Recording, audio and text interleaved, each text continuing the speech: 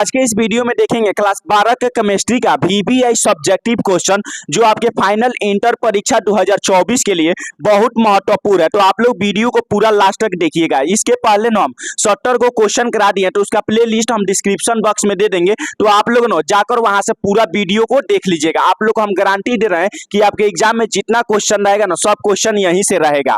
देखिए question number 70 कह रहे हैं ना, भौतिक अधिशोषण किसे कहते हैं? भौतिक अधिशोषण किसे कहते हैं? तो देखिए जब ठोस के पृष्ठ पर अधिशोषित अणु वांडरवाल्स बल जैसे कमजोर बलों के द्वारा चिपके रहते हैं तब ऐसे अधिशोषण को भौतिक अधिशोषण कहते हैं। देखिए यह ठोस का पृष्ठ हो गया, जब इस पर अधिशोषित अणु कमजोर बल द्वारा चिपके रहते हैं तब ऐसे अधिशोषण को भौतिक अधिशोषण कहा जाता है। तो इसको आप लोग याद रखिएगा ना, ठोस के पृष्ठ पर अधिशोषित अणु कमजोर बल द्वारा चिपके रहते हैं तब इसको हम लोग भौतिक अधिशोषण कहते हैं। अगला क्वेश्चन देखिएगा ना, अगला क्वेश्चन कह रहा है रासायनिक अधिशोषण किसे कहते हैं? रासायनिक अधिशोषण किसे कहते हैं? तो देखिए जब ठोस के पृष्ठ पर अधिशोषित अणु रासायनिक बंधन जैसे मजबूत बलों द्वारा जुड़े रहते हैं तब ऐसा अधिशोषण रासायनिक अधिशोषण कहलाता है। देखिए जब ठोस के पृष्ठ पर अधिशोषित अणु रासायनिक बंधन जैसे मजबूत बल द्वारा जुड़े होते हैं तब उसको रासायनिक अधिशोषण कहा जाता है।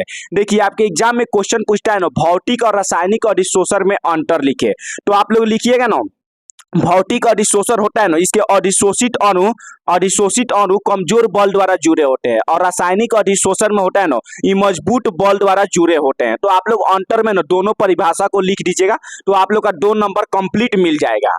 अगला क्वेश्चन देखिएगा ना, अगला क्वेश्चन कह रहा है उत्प्रेरण से क्या समझते हैं? उत्प्रेरण से क्या समझते हैं? देखिए एग्जाम के लिए एकदम वीवीआई क्वेश्चन है, 2 नंबर का ये क्वेश्चन पूछता है, उत्प्रेरण से क्या समझते हैं? तो देखिए उत्प्रेरक वह पदार्थ है जो अभिक्रिया के वेग को प्रभावित कर देता है किंतु स्वयं अभिक्रिया के अंत में रासायनिक दृष्टि से अपरिवर्तित रह जाता है। देखिए उत्प्रेरक वह पदार्थ है ना जो अभिक्रिया के वेग को प्रभावित कर देता है किंतु स्वयं अभिक्रिया के अंत में रासायनिक दृष्टि से अपरिवर्तित रह जाता है, ऐसी प्रक्रिया उत्प्रेरण कहलाती है। अगला क्वेश्चन देखिएगा ना, अगला क्वेश्चन कर रहा है, अगला क्वेश्चन देखिएगा, यह भी एग्जाम के लिए एकदम वीवीआई क्वेश्चन है, लायोफोबिक या ड्रॉ विरोधी किसे कहते हैं? देखिए लायोफोबिक पूछेगा या ड्रॉ विरोधी पूछेगा, दोनों का परिभाषा सेम होता है। लायोफोबिक को ही ड्रॉ विरोधी कहा जाता है, तो इसको आप लोग ध्यान रखिएगा।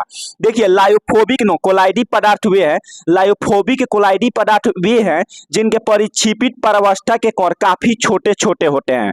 देखिए जिनके ना परिक्षेपित परावस्था के कोर होता है ना, वह काफी छोटे होते हैं और इन्हें आसानी से कोलाइडी अवस्था में परिणित नहीं किया जा सकता है। देखिए लायोफोबिक होता है ना, इसको ना कोलाइडी में मतलब आसानी से परिणित नहीं किया जा सकता है। जैसे ना आर्सेनिक सल्फाइड हो गया, सोना हो गया, अन्य धातु हो गया। देखिए आर्सेनिक सल्फाइड, सोना और अन्य धातु हो गया ना, इसको ना कोलाइडी अवस्था में परिणित नहीं किया जा सकता है। तो इसको आप लोग याद रखिएगा, एग्जाम के लिए मतलब वीवीआई क्वेश्चन है, या लायोफोबिक किसे कहते हैं या ड्रॉ विरोधी भी पूछ सकता है आपके एग्जाम में। अगला क्वेश्चन देखिएगा ना, अगला क्वेश्चन सेम उसका उल्टा है। देखिए लायोफोबिक एक होता है, एक लायोफिलिक होता है। देखिए लायोफिलिक होता है ना, ये भी एग्जाम में क्वेश्चन पूछता है, इसको ड्रॉ से नहीं बोला जाता है। देखिए लायोफोबिक होता है ना, जो ऊपर वाला क्वेश्चन बताया उसको ड्रॉ विरोधी बोला जाता है, और जो लायोफिलिक होता है ना, इसको ड्रॉ से नहीं बोला जाता है। तो इस आप लोग ध्यान इसको रखिएगा। देखिए लायोफिलिक पदार्थ वे हैं जिनके परिक्षेपित परावस्था के कण बड़े बड़े होते हैं।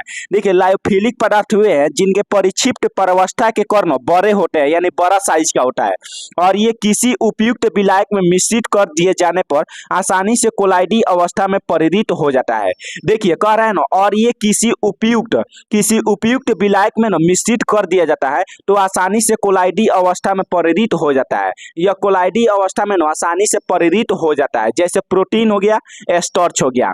देखिए जो लायोफोबिक होता है ना, वह मतलब उसको कोलाइडी अवस्था में परिणित नहीं किया जा सकता, लेकिन इसको किया जा सकता है। तो आप लोग याद रखिएगा, ये परिभाषा को याद कर लीजिएगा तो उसका उल्टा मतलब दूसरा का परिभाषा हो जाएगा। अगला क्वेश्चन देखिएगा ना, अगला क्वेश्चन कह रहा है देखिए क्वेश्चन पर हम ज्यादा फोकस किए हैं क्योंकि क्वेश्चन एग्जाम के लिए भी आई है। 2 नंबर और 5 नंबर में क्वेश्चन आप लोग का हर साल रहता है, मतलब इस पर आधारित एगो क्वेश्चन रहेगा।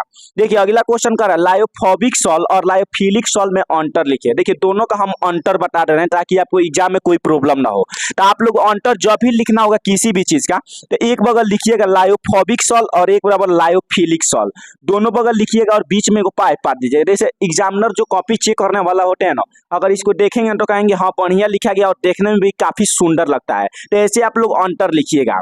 देखिए लायोफोबिक सॉल्व आप लोग देखिएगा ना, पहला इनका पृष्ठ तनाव परिक्षेपण माध्यम के लगभग बराबर होता है। जो इसका पृष्ठ तनाव होता है ना वह परिपेक्षण माध्यम के लगभग बराबर होता है। और लायोफिलिक सॉल्व होता है ना, इसका पृष्ठ तनाव परिपेक्षण माध्यम से कम होता है।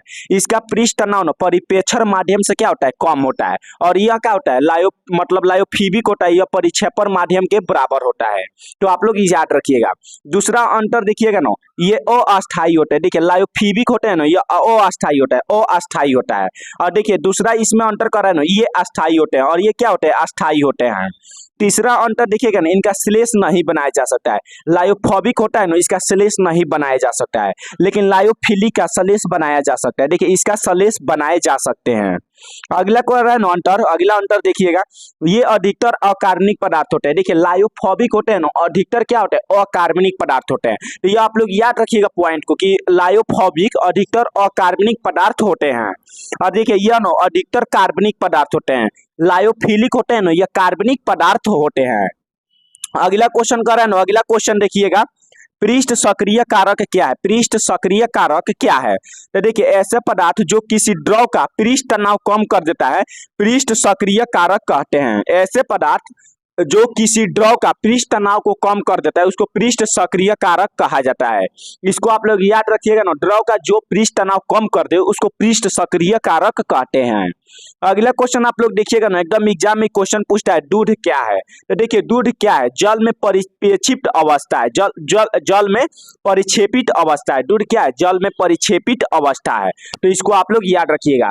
देखिए आप लोग का टोटल 77 को क्वेश्चन फाइनल हो गया, मतलब फिजिकल का आप लोग का पूरा क्वेश्चन हम करा दिए हैं जो जो आपके एग्जाम के लिए महत्वपूर्ण है।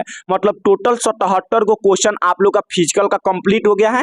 इसका हम लिंक 77 क्वेश्चन है, तो इसका खूब वीडियो होगा, तो 8 से 9 वीडियो होगा 10-10 मिनट का, तो उसका लिंक हम डिस्क्रिप्शन बॉक्स में दे देंगे। तो आप लोग वहां से जाकर कंप्लीट वीडियो को देख लीजिएगा। और आप लोग को हम गारंटी दे रहे कि आपके एग्जाम में जितना क्वेश्चन रहेगा ना फिजिकल का, सब क्वेश्चन यहीं से रहेगा। तो आप लोग वीडियो को देख लीजिएगा और इसका ना हम PDF दे देंगे। तो आप लोग टेलीग्राम पर ज्वाइन हो जाइएगा, टेलीग्राम पर भी उसका लिंक हम दे देंगे। तो आप लोग वीडियो को ज्यादा से ज्यादा शेयर कीजिएगा और चैनल को आप लोग सब्सक्राइब कर लीजिए।